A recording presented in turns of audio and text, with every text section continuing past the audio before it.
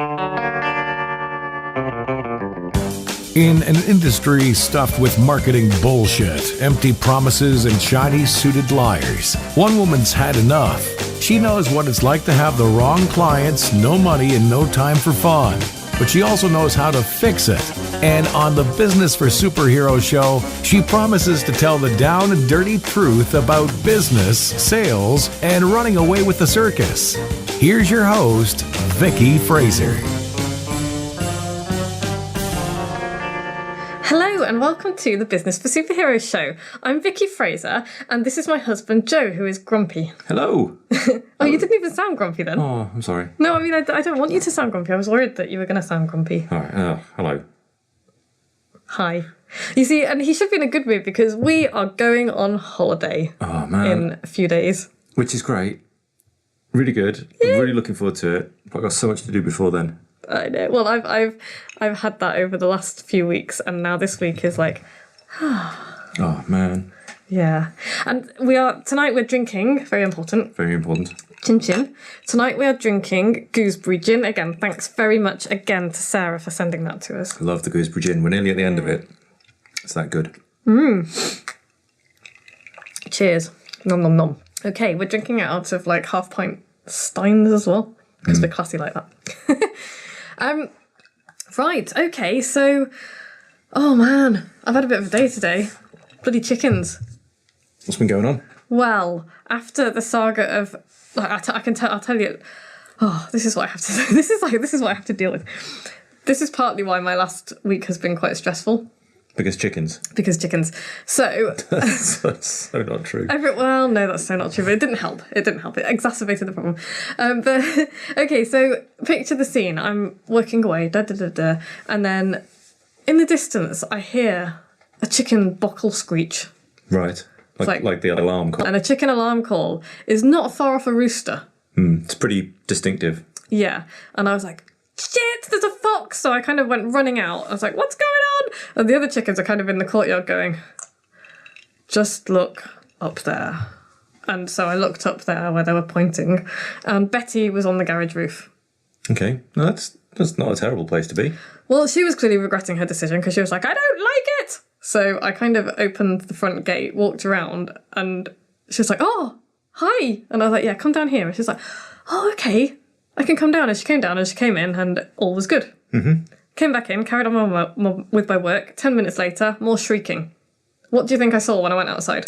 Was it Betty on the garage roof? It was Betty on the garage roof having a shit fit about being on the garage roof. So I was like, dude, come down. So she came down again, went back in. 10 minutes later, I kid you not, more shrieking. And I just rolled my eyes and ignored it. And then my conscience was like, well, what if it's a fox? What if it's a fox? What if it's a fox? So I went out and what do you think it was? Was it Betty on the garage roof? It was Betty on the garage roof, yeah.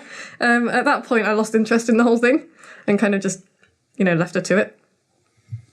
Yeah, so that was the other day. But then today was just filled with chasing chickens up and down the street.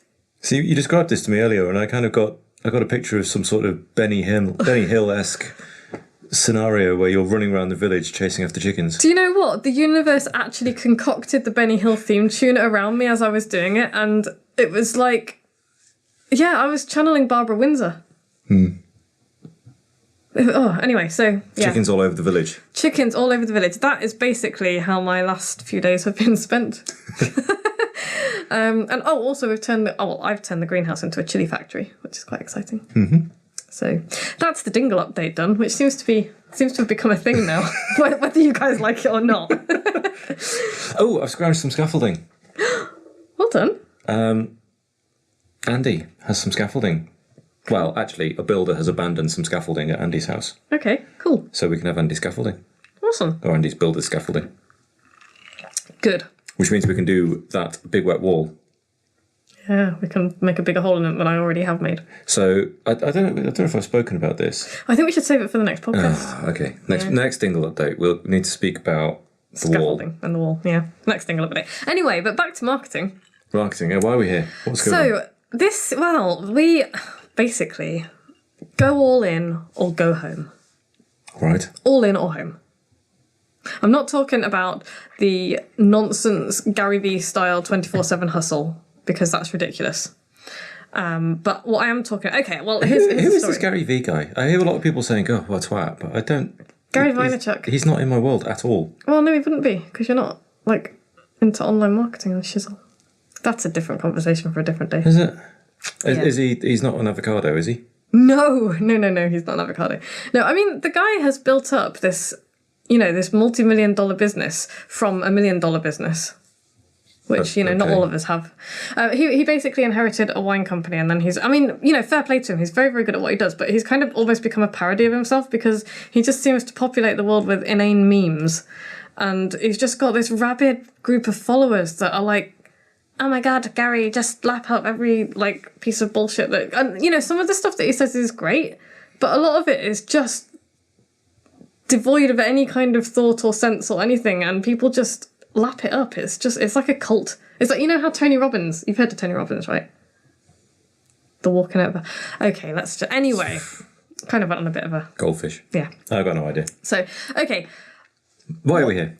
Why are we here? Probably easiest if I tell a story that I heard from a guy called James Wedmore, who I've mentioned before because I heard him interviewed on another podcast, on the Copywriter Club podcast. Okay. And he once, many years ago, went to a marketing conference and there was a mobile bartender at the bar. And, James Wedmore was at the bar, and the bartender was like, oh, what's everyone there for? What's the thing? And James told him it was an online marketing conference, which it was. And so the bartender... It's kind of offline marketing at that point. No, it was like 2008, so it was early-ish days of... Okay. Well, not early days, but, before everybody... All right, so these people weren't marketing at the conference. They were learning how to online market. Yeah, it was a conference for people to go and, Okay. listen to stuff about online marketing. So, anyway, the bartender said something like, oh, yeah, I've heard about that online marketing stuff. It doesn't really work. And so James Medwell was like, oh, really? Okay. That's what you think? And the bartender was like, yeah, I dabbled in it, but I didn't really get any results. It's like, no shit, Sherlock. Can you imagine, if I just dabbled in pole and trapeze, do you think that I could have pulled out the performance that I did on stage? No. No.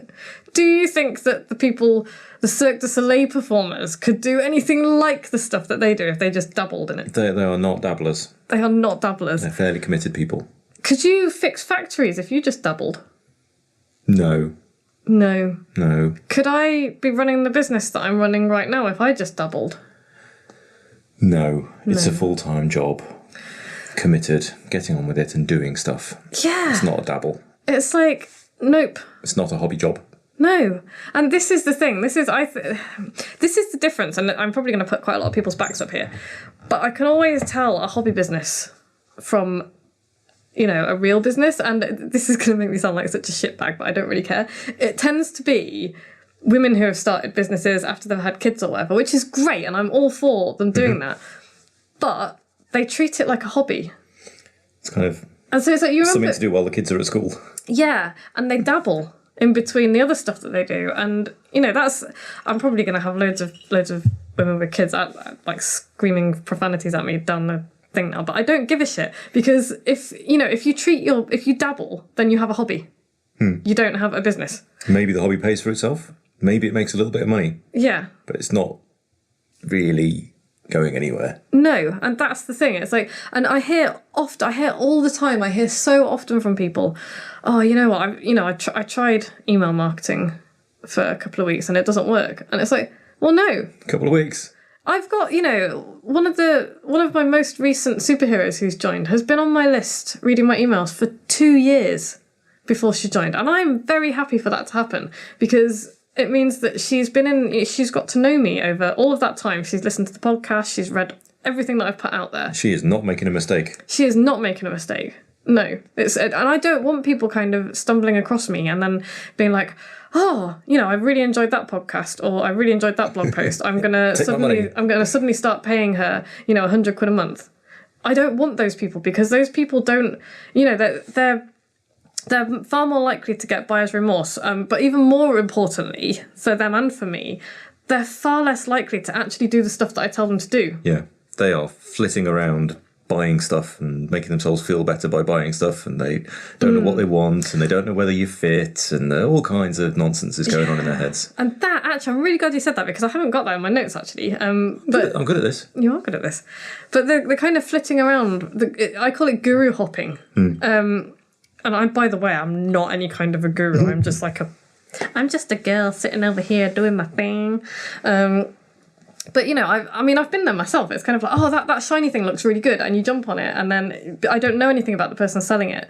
And I might look at it and half-assed, do some work on whatever shiny thing it is that I've bought. And then I'll put it away. And it'll be like, I've just spent 200 quid on a thing that I'm not going to get anything out of. And, I didn't do that very many times before I stopped and realised it was a waste of my money. But, I do see people and they jump from group to group, from shiny object to shiny object. Well, they're looking for a magic bullet, aren't they? Well, a lot of them are, and some of them are. I mean, everybody. If you were presented with a magic button that would fix everything, then you're going to press it, aren't you? Yeah, of course. So to be fair, everybody would like a magic button, but most people realise that there is no such thing. There is no such thing. So, but I hadn't really thought of it like that. It's kind of dabbling in learning. Yeah. And, I'm not saying that you should only learn from one person, because I don't. I have 2 or 3 people that I pay regular money to that I learn a lot from, and I get something different from each one of them. But the difference is I stick with them. There's people that I've been with, that I've been paying money to for, 2.5, 3 years. And I get out of it more than kind of what they sell me, if that makes sense, because it's the relationship, it's building up that relationship, and the network as well, to be honest. Because one of the really powerful things about my superheroes group is not just it's not just what I can teach and the support that I can give and the critiques that I do, it's the people that I bring together. And that's really, really important. That's why I don't want people just kind of stumbling across me and then crashing around a bit and then leaving. And the times when that does happen, it doesn't work. It doesn't happen very often, but every now and then. So, anyway. But it's kind of like, it's everybody wanting instant results, basically. That's why people dabble. It's like, I'm just going to have a go at AdWords. And they'll run AdWords for a week or so, and they'll do one AdWord and, do a couple. And then they'll be like, well, it didn't work. It's like, well, no, of course it didn't work, because, you need to, you can't just run an advert and expect it to work immediately. You need to test it and, try Evolve this, that, and get somebody who knows what they're doing. And actually, this is a really good time to kind of say, because one of my superheroes asked this the other day. They were asking questions about, very sensible questions about AdWords. And I am not an AdWords expert, and I don't want to touch it with a barge pole, because frankly, my tiny brain can't cope with it, because it's quite complicated. And so a couple of people do know about AdWords in the group, and they're answering the questions. And I kind of jumped in and said, look, if you're genuinely asking this question, my advice to you would be to put some money aside until you've got a budget, and then pay somebody to do this, because it's not something to dabble in. It's, I've been there. I've probably wasted thousands of pounds on AdWords over, the past 4 or 5 years, because I've been like, I can do this. I can have a go. I know about sales. I know about advertising. And yes, I do know those things, but I don't know, and I don't have the patience to sit there and dig into how AdWords works. Yeah. Because it's really complicated. And you can't be an expert at everything. No, at some you point can't. You need to outsource your knowledge. Yeah, what I need is somebody who can fit in with the marketing that I'm doing a bit further into my funnel. So my sales page is my follow-up. What I want is somebody, or what I need is somebody to get people into my sales system so that I can email them every day. And I don't know the best way to do that, because I am not an AdWords or a Facebook ads expert, and I don't want to be. Yeah. Because I've tried it, and I'm just like, I don't even want to touch that with a barge pole. This is the other danger with dabbling, is that you will waste money on stuff like that. Absolutely, you will. And yeah, if it's going to take $5,000 to put a proper AdWord campaign together that runs for several months and evolves and gets better results each month, and it's a reasonably serious investment. Yeah. And your results are going to be shit if you say, well, I've got a budget of 200 quid and I'm going to try it this week. Yeah, you're not going to get anywhere. You're not going to get anything. It's going to be rubbish. And that's the other thing. It's kind of thinking about the long-term game as well, because I don't think you necessarily need a budget of $5,000. I don't even know that much about it, because it's not an area that I do that much work in. But, if you can start to put aside some money, talk to people who really know what they're talking about, and then say, right, I'm going to do this properly for, 6 months, 3 to 6 months, get it working. And by the time you get to the end of that time period, you should have agreed with the person who's doing this for you, okay, it needs to be making me money now, and it needs to be returning my investment, basically. To me, and that's what it needs to do. So that there's gonna be a shortfall at first, and then you're gonna start breaking even, and then the idea is that it starts making you money. So it's not something to jump into, and if you don't have the budget to do it, don't do it yet. There are other things that you can do. But the point is, just don't dabble in it, because dabbling in marketing particularly, just generally, is just not going to work. Occasionally people get really, really lucky, occasionally, but mostly they just fail horribly because I have no patience. Patience is just a lost virtue. Yeah. I think go find a different expert and give them a bit of money and play with the next toy. Yeah. And that's that's one thing I say to people when they join this group. Do not expect instant results, because it doesn't work like that. And I'm not going to come in and snap my fingers and make everything better. I'm just going to show you the way and help you put together a coherent plan that you can work through and have the patience to stick with. And I will help you along the way, and so will the group. And that's kind of how it works. It doesn't have to, and this is the other thing. I think people think that it has to be this massive Herculean effort, that you've got to do this massive push, and then once you've done this massive push, you will have a thing that works. And it's not like that either. Very occasionally, if you're like launching a new product or writing a book or something, there's like a hill to climb and you do a bunch of work all at once. It's more of a Sisyphean task than a Herculean one. It's more of a Sisyphean task, yeah. Although that kind of makes it sound utterly pointless. It's a marathon rather than a sprint. Okay. That's probably a better analogy. It's all got a bit Greek, isn't it? Yeah, it has. But occasionally you do need to do the sprint, because it's like, you've got a deadline coming up, or, I want my next book I'm probably going to write in the space of a week. I'll have done a lot of background work before then, but it'll be like, go away, write it. And that'll kind of be the big push. But all of the other stuff that goes with my new book is little stuff. Yeah. And it's, small things every day consistently. You show up and you do what you do consistently. And, it's not sexy. It's not exciting. It's not the latest shiny object, but it's just work. Yeah. So, have you read Stephen Covey's 7 Habits of Highly Effective People? I did a very long time ago. Did you? Yeah.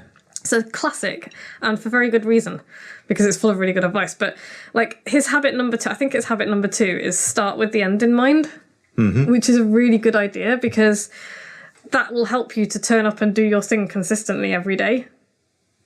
And so not to kind of spend your time dreaming, because that's actually a substitute for doing work, but to have a clear goal, start with where you want to be, and then work backwards from there.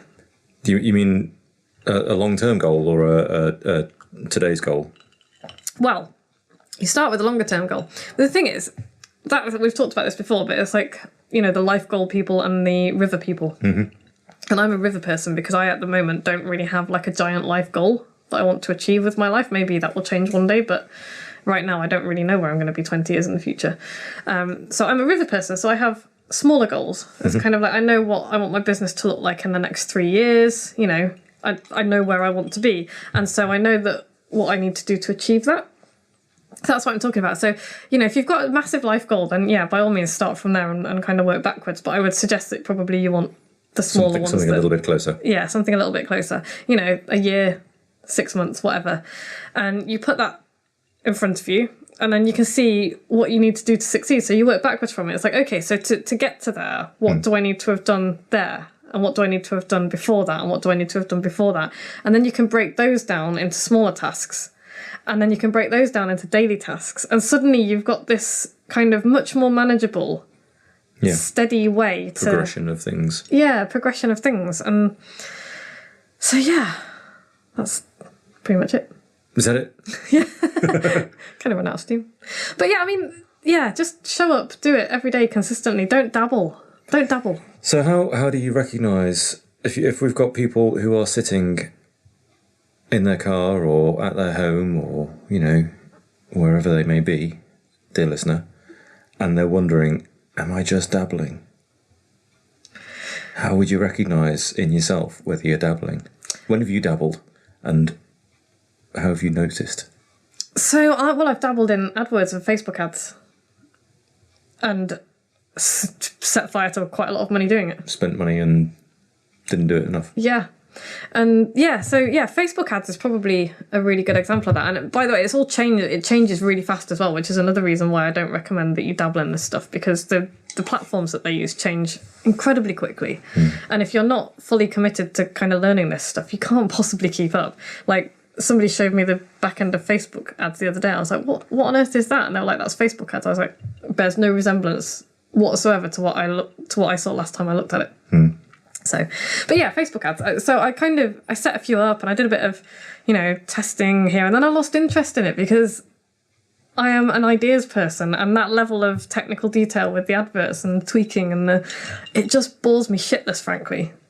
And so what I want is for somebody to come in and do that stuff for me. And so I'm not actually doing any ads at all at the moment because I'm getting a whole bunch of stuff sorted out with my website, which is kind of the point. I'm not dabbling in this stuff. I'm sorting out the infrastructure that needs to be there before I get somebody to come and do this for me. So yeah, if you're finding that, how can you tell? If you're finding that you're kind of dipping in and out of stuff and you're like, oh, I'm just going to try this, and you write an email for a couple of days, and then you get distracted by doing some stuff with social media, and you do that for a few days, and then you think, oh, I could just do a load of blogging, and then you come back to the emailing, and that's dabbling. Yeah, I remember I kind of thought the whole podcast might be a bit of a dabble. It felt like one of those, 100 good ideas that probably wouldn't last very long or wouldn't go very far. And here we are, like 90 episodes later or something ridiculous. This is episode 91. 91. Crikey. Jeepers. But yeah, this is a series, and this has become a big part of my business, and one of my favourite parts of my business as well, because I've interviewed some really cool people, and it's fun to do this with you. It's pretty cool, isn't it? It's all right. Yeah. So yeah, this could have been a dabble quite easily, but it's not. So yeah, don't pay attention to what you're doing and give it a decent amount of time. Don't kind of try emailing once a week for 4 weeks and then decide it doesn't work, because that won't work. The whole daily or weekly email is a long sell, isn't it? It's a relationship build, and you don't get the relationships in the long sell. No. If you dabble. No. And you talk to the people that are on, if you've been on my email list for a while, think about why. I mean, I had a really nice, in fact, let me see if I had such a nice email the other day from somebody who's been on my list for quite a long time, and she bought my book finally.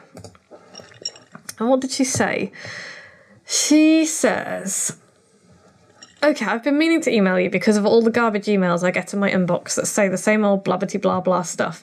Yours, and usually only yours, is the one I read daily. Some others get my attention and I read, but not as regularly as yours. First, because of the time zone difference. It's typically the first one in my inbox for the day, and it's a great marker as I go through my emails at the end of the day and do delegate or delete. Nice trick a friend just taught me. I don't delete yours, I hang on every word. That's nice. It's really nice, isn't it? It's such a lovely... So thank you, Jodie, who lives in the States and has a book on its way to her. But yeah, I mean, that is just a really good example of what I'm doing. It's not, I'm not... Yes, I'm selling something in every email, but I don't dabble in this. I am building relationships with people. They know me, which is a little bit frightening. Yeah. So, yeah, don't dabble. But I wanted to give people a takeaway. First takeaway is that you don't just emerge into business fully formed and perfect and with everything working. You don't. You have to build it, and you do that by showing up every day consistently and doing it. So what I would like you to do this week, dear listener, your takeaway, if you will, is set a goal that you want to achieve in your business or in your life, fitness, something like that. If you don't have a massive golf? Where did that come from? A massive goal, that's fine. But just, pick the goal that you want to accomplish first. Write it down. Write down when you want to do it. Decide when you want to do it. Be realistic about it. And then just write down what you need to do to get there. What are the major things you need to do to achieve this goal? And then break that down. And then break those down into smaller ones and spread it all out on your timeline. And suddenly you've got a plan. And it really can be as simple as that. Okay. Does that sound doable? It does sound doable. Yeah. So, dear listener, just bloody do it. Just do it. Just do it. Okay, so coming up next week, we're going to be back. Joe and I will be back next week. And we're going to talk about how to come up with endless content and ideas and tie them all into current events relevant to your customers. So if you are now listening to this thinking, this bloody woman is always telling us to send emails every day, but how I can't possibly email every day. Well, you can, because I do. You know. It is possible. It is possible. But if you're really struggling, next week, we're going to help you to do that. You will never be stuck for ideas again. Blimey. It's a promise. It's a guarantee. So, Money back. money back guarantee, yeah. I will give you every penny you paid for this podcast if it does not work. Okay, so what's going on in Business for Superheroes world? Well, far too many things are going on, as per usual. All of the things. But if you fancy a marketing workshop that isn't a boring corporate throw a load of slides and notes at you information overload day, you should come along to Cider and Marketing Fest 2017. Why are you laughing? It's not a joke. I know it's not a joke. It's a thing. It's booked. I like the idea of cider and marketing. Yeah. It's on October 27th and 28th in deepest, darkest Herefordshire, because I live here and because it's cider country. That's where the best cider comes from. Oh, you're going to piss off the Somerset people. Hi, Mike. Bring your cider. It's not expensive at all. It's 2 days. You're going to have a lot of fun. This is about meeting people, having some fun, learning some stuff. And you will come out with a skill as well. This is not going to be chuck stuff at you. This is going to be interactive shizzle that we're going to do. The mornings are going to be spent doing stuff. The first afternoon is going to be cider tasting, so you'll probably fall over after that. Then we'll go to the pub, have dinner. Mm-hmm. I will organise for you to get, by the way, from cider place to pub because... Yeah, we'll lay on some transport. You sort your own accommodation out. But we have suggestions. We have suggestions. So yeah, go to vickyfraser.com/cider2017 and book in, because there are only a few places left, because as soon as I mentioned this, basically a bunch of my superheroes was just like, I'm there, this sounds awesome. But it would be really nice to have a few new faces there as well. Yeah. Because the people who come to these things make friends for... Well, I say for life, you can't really tell because it's been only a couple of years since the last one, so they might fall out, I suppose. Anyway, yeah. Come along. It'll be good fun. The link will be in the show notes. If you like this podcast, please go to iTunes and subscribe because, you know, it makes us happy. Or go to Stitcher or wherever you get your podcast from and subscribe there. And please leave us a review because... Reviews make us happy. They boost our sad little egos and, you know... If you don't want to leave a good review, maybe, you know, go and do some press-ups or something. Well, you can leave us a bad review if you want. Make a good fodder for my emails. Yeah. Or, you know, if you don't want to review it, that's cool. I'm down with that. But if you know someone who will enjoy this nonsense, send them a link. Mm-hmm. vickyfraser.com/podcast. Share us on Facebook, tweet, all that kind of jazz. Yeah, share us all around.